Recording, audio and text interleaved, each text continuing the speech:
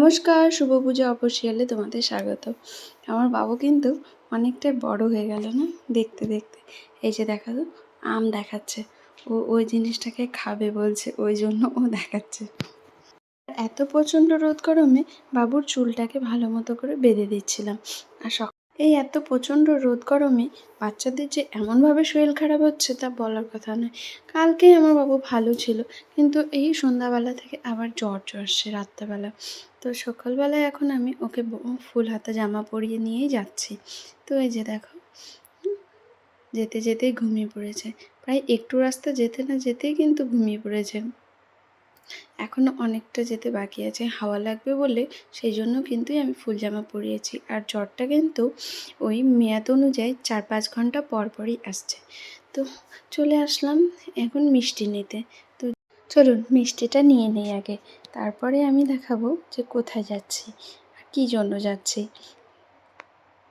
এই যে যার জন্য সকাল সকাল স্নান টান করে রেডি হয়ে আসা, আর যার জন্যই মিষ্টি নিয়ে আসা, মায়ের জন্য। মায়ের আজকে পুজো হবে মামার বাড়িতে, মায়ের আজকে পুজো দেওয়া হবে।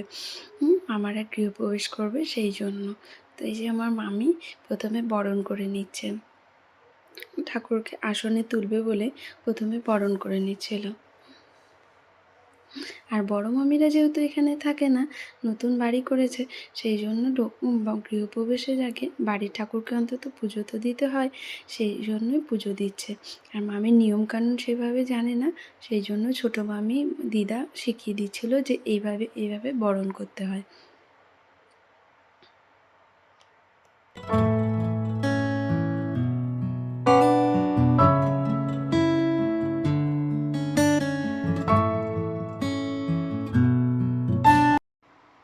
আর এই মা মনসার মাহাত্ম্য কিন্তু অনেক।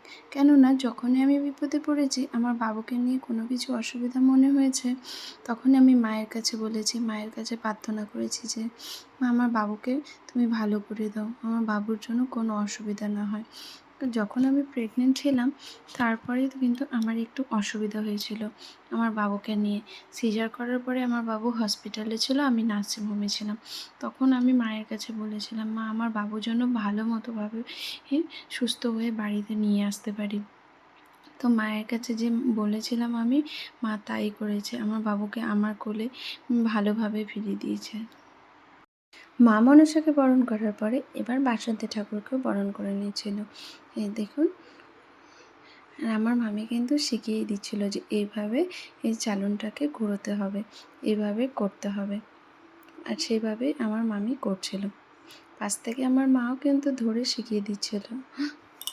তো মারা যতক্ষণে বরণ করছে, তারপরেই আমরা বরণ করার পরে ঘটে জল নেওয়ার জন্য বেরিয়ে পড়েছিলাম।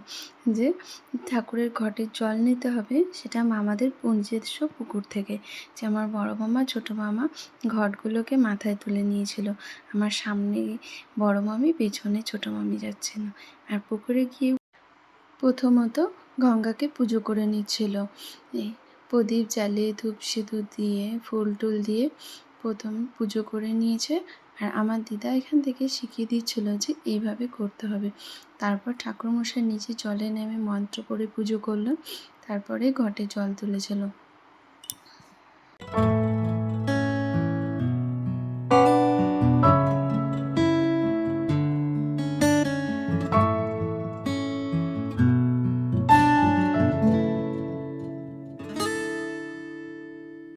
ঠাকুরের ঘট ভরানো হয়ে গেছে, এবার সবাই মিলে আমরা বাড়ি যাচ্ছিলাম। ছোটো মামা মনসা ঠাকুরের সামনে ঘট বসিয়েছিল, আর তারপরে সবাই বড় প্রণাম করছিলাম। ঘট বসানোর পরেই পুরোহিত মশাই কী কী লাগবে সব জোগাড় যত্ন করে পুজো করার জন্য বসে গেছিল। সবাই সব কিছু আয়োজন করে দিয়েছিলাম, সামনে ভোগ টোপ সব কিছু খুলে দিয়েছিলাম। ঠাকুরমশাই এবার পুজো শুরু করছিল। ঠাকুরমশাই এদিকে পুজো করছিল, আর আমি মা মনসা কয়েকটা ক্লিপ নিয়ে নিচ্ছিলাম যে ভিডিও করব বলে।